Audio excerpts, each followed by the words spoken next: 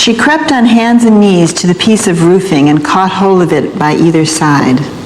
Immediately, the wind lifted both of them, and she saw herself sailing off the fill to the right. Out and out over the lashing water. She screamed terribly and released the roofing, which sailed away as she plunged downward into the water.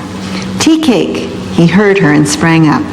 Janie was trying to swim, but fighting water was too hard. He saw a cow swimming slowly towards the fill in an oblique line. A massive built dog was sitting on her shoulders and shivering and growling. The cow was approaching Janie. A few strokes would bring her there.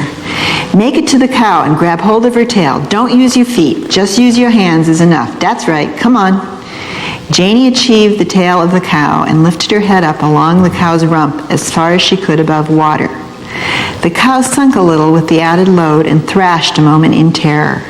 Thought she was being pulled down by a gator. Then she continued on. The dog stood up and growled like a lion, stiff standing hackles, stiff muscles, teeth uncovered as he lashed up his fury for the charge. Tea Cake split the water like an otter, opening his knife as he dived.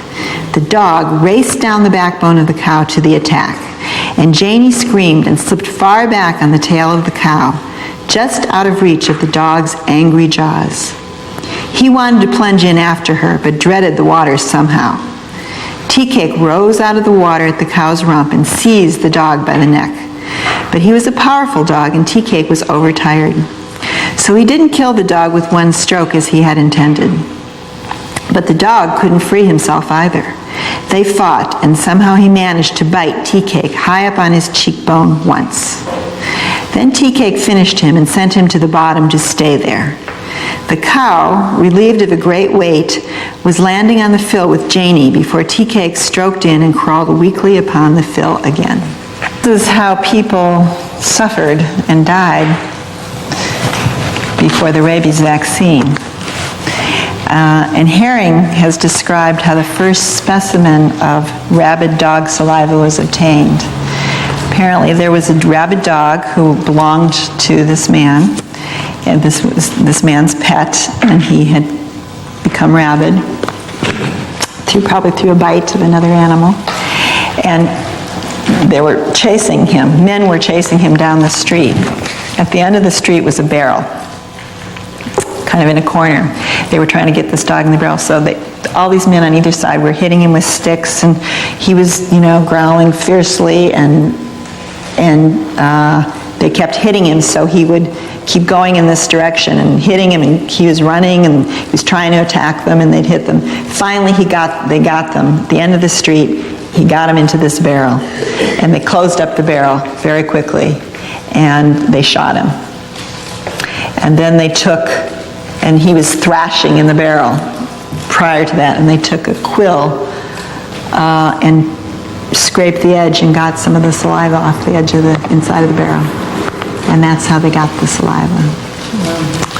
So, I think we tend to always imagine how others around the dog feel, but the state of hydrophobinum is actually how that dog feels.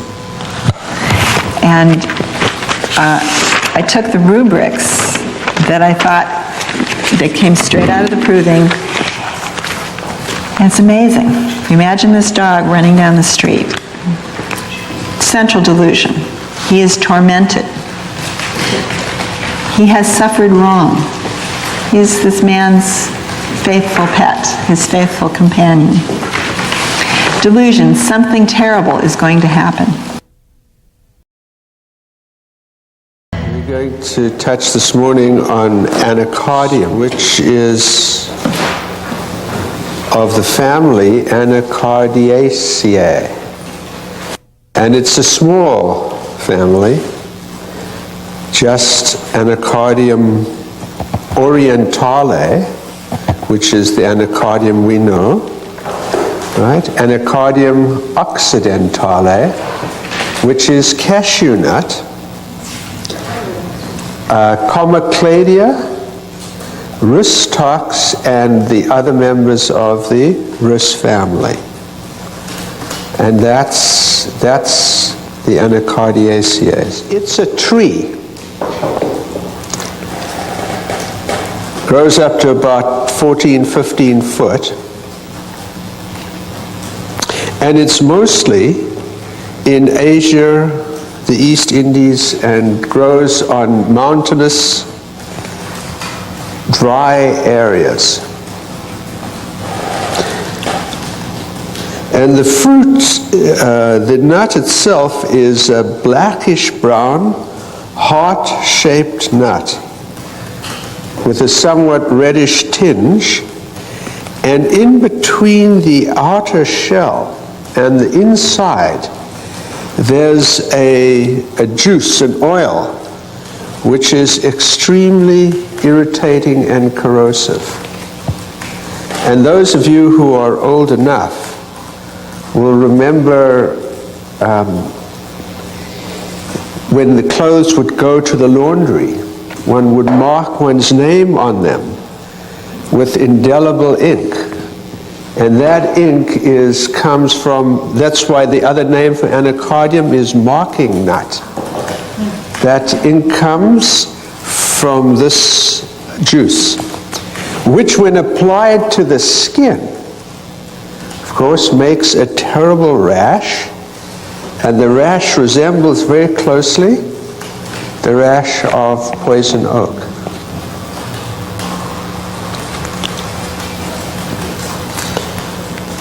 And as with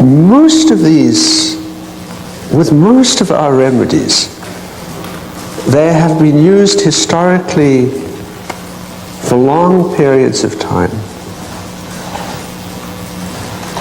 So in ancient medicine, whatever that might be, but at least in the Arabic world, they called the nut balador, and it was used for mental diseases, especially for loss of memory, paralysis, and spasms.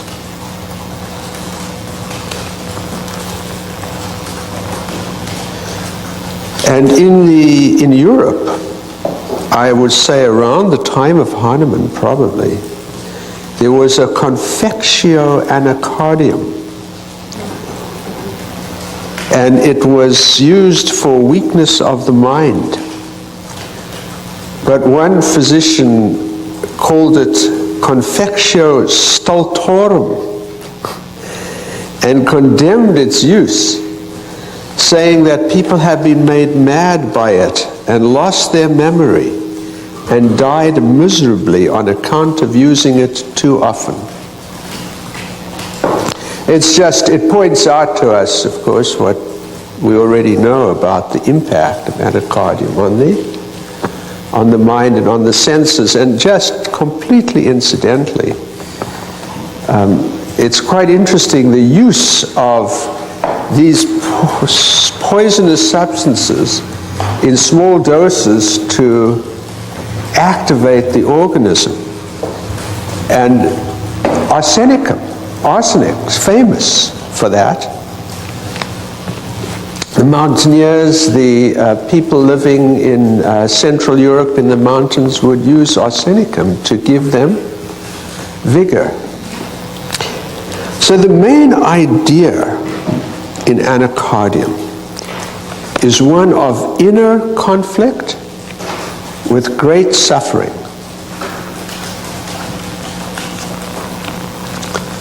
And it's in the peculiar nature of the conflict that the unique image of the remedy comes through. And this conflict arises from a sense of duality. It really is an inner conflict, a division and a struggle between two parts of the organism.